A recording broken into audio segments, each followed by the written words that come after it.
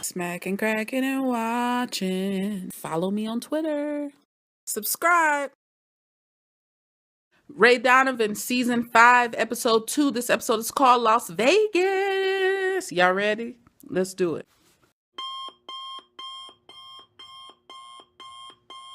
For the recap, Abby has passed away. The kids are all out of the nest. Terry seems to be doing better with his pacemaker. Poor Bunchy. Bunchy thinks he's Brett the Hitman Hart. Everybody has a dream to chase, right? Ray is lonely. He's slipping more and more towards that liquor bottle. Y'all ready to figure out what the heck is going on this season? Like something Mickey has done in the past, the boys are going to pay for it. Mainly Ray. I also feel that Abby did not pass away from cancer. Maybe she went the suicide route. I hope not. I wouldn't put that on anyone in the world, and that's not a route that anyone should take. But for TV purposes, I'm also looking forward to way more therapy meltdowns. I feel like Ray deserves to have a freaking meltdown in his therapy session. I just want him to go off. He's got so much balled up. I gotta save that for the review, not my prediction. I want to hear more bar storyline. That's my prediction. I want to know more about this bar. Where the heck did it come from? Let's get to it. In episode 1 called Abby, I talked about what the heck is going on with all these flashbacks and daydreams. It really wasn't a daydream. These are the events that actually happened. We saw an accident last episode. In this episode, he's saying, hey man, we got in a car accident. She hurt her head. We just need to figure out, was that Natalie on the top of the hill in the underwear when it happened? Or at the top of the second, Abby and Ray are waking up in their bed and it's their anniversary. She's talking about it's rats and raccoons in the house because she's hearing noises and scratches mainly behind that beautiful stove on the backsplash area. So they went as far as calling an exterminator to come out and look around. Meanwhile, they're hitting the road. Right before they hit the highway, we stop at Andy's Diner. And we're like, what the heck are they doing here? You're going to Vegas. There is plenty of great places along the way in town. So you stop at this little diner on the side of the road? What's up with that?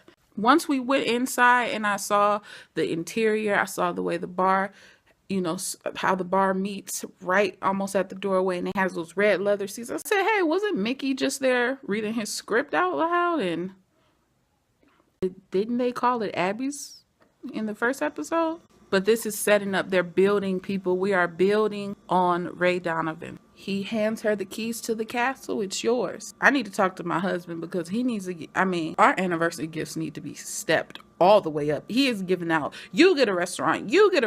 Come on. That was beautiful. What an anniversary gift. He talks about 4 things. Say that there are 4 things. Great BJ. Great handy. Be best friends. And now you are an owner of a bar. Wow. I feel like Abby tells the questions that the audience wants to say. The same thing we're yelling at the TV or we're saying to ourselves, okay, she's the voice for us. And I like that about this show. She's saying, well, how much did this cost? Did you get it illegally? All things we would say, all things that I was saying. These are all the things that I was already saying out loud. Thank you, Abby. Now we're at the gas station. We see a man and maybe his sons behind a vehicle. They're kind of horsing around and Ray's pumping gas, but he's looking and you can tell he really misses his kids and he wishes he almost had that family moment. And I don't know if he was envious, but he was just reflecting and it kind of, he gets that call from his brother Terry saying, hey, yo, man, come get me. I'm locked up. And I'm like, Terry, you locked up, bruh? For real? Of all the people, you in a whorehouse? What? Terry's in jail. We gotta go bail him out, y'all. Abby was a little bit petty. She said he effed the girl to death. We find out Terry got his mother's ring stolen, and they're going to go search for this ring and find basically this two at a brothel. Abby looks at this trash and she's gazing off, and all she sees is raccoons all over the trash. And as the car's pulling away, there are no raccoons here. And at that moment, we know something's not right with her mentally. She's not that well. Oh man, that car ride though. Do you guys feel Abby actually wants to help herself? Do you feel she knows she's sick? If she does, why is she chasing her pills with champagne? To me, that doesn't appear like someone who wants to save their life would do that. But they're at this gorgeous penthouse in Vegas, and I'm talking about pillars, scenery, the sights. You could see the whole strip. It was just awesome to view it, and at the same time, she's suffering. Hearing stuff, seeing stuff. She's seeing raccoons. She's hearing the music that's already been turned off. We're seeing her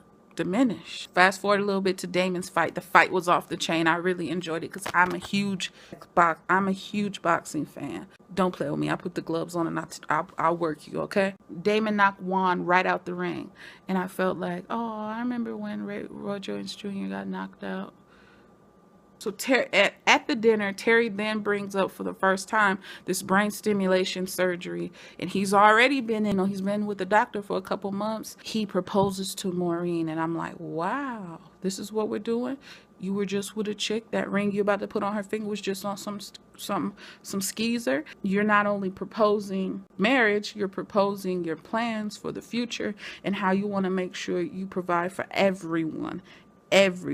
Too much on Terry's shoulders? You think Terry's doing the most? What do you guys think? Drop a comment below. Harold is his father's son. He thinks boutonnieres are in the men's section and it comes in the size 12 or 13. And then you have Mickey, who believes he doesn't quite know that a PDF is digital.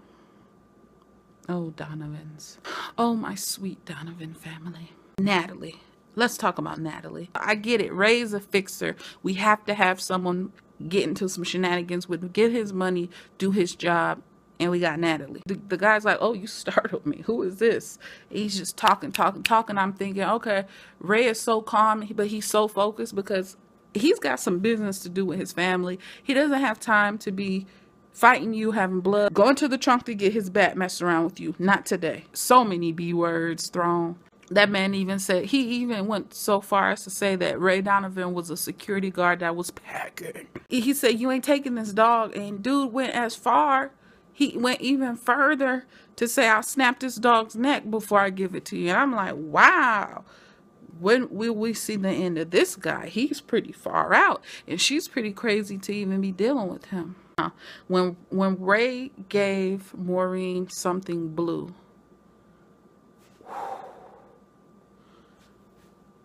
y'all drop a comment and let me know what you thought about that. That was a dang on.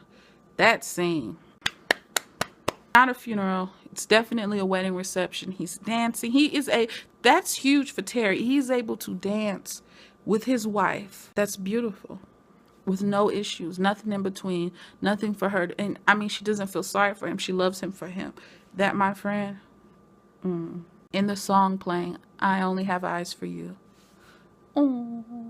Ray was getting the coffee, and the coffee had names on it, Ray and Abby, and I knew it was something going to happen at that point. I knew that was going to be the defining moment to show her struggle. Ray entered the hotel room, and he's looking for her, calling her, can't see her. So immediately your eyes are going to look to the floor. He sees her having a seizure, foaming at the mouth, and at that moment I'm like, oh shoot, she's about to die. Is this the moment? And we know she's kind of stable. They're just showing, like I said, they're showing her health just declining. Get back home, and we've been seeing this hole in the wall the whole time. I've been trying to figure out, okay, why is there a hole in the wall? Obviously, it's because the exterminator looking for raccoons and rats, and she tells Mickey they won't find it. They won't find them. And that was kind of the last scene we saw with Abby for round 2, episode 2. Tell me what you guys think about it. That was a heart moment, man. They got us. That was almost a tearjerker. Ray doesn't need... Hold on before I tell you how I feel about Ray. Natalie comes to his house, bloody hands, hands him a gun, has the dog in her hands. She's saying that, hey, man, I killed him. I shot him.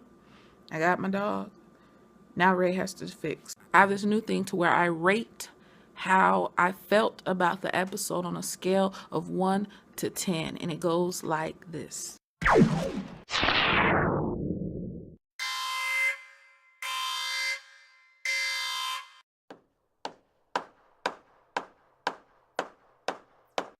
9.0. This was a 9.0. This was a good episode.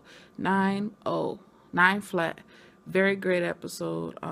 Usually, episode 2 suck for people, or 3s are like, all right, this is that filler. What are we doing? This isn't even a lead up episode. It was a good, they're giving it to you. It was very well shot, everything about it. As far as Ray, I feel he never has time to digest what the heck happens. He's always detouring his own path for other people. I strongly feel that liquor is going to play a role for him. I feel like he's going to fix this for Natalie, and at the same time, he's going to be healing his own loss with his family. I don't know what's going to happen with the kids because they're so far away. When will they come home? My mom's not there. Why do I need to be near? But y'all let me know how you felt about this episode. Until next time.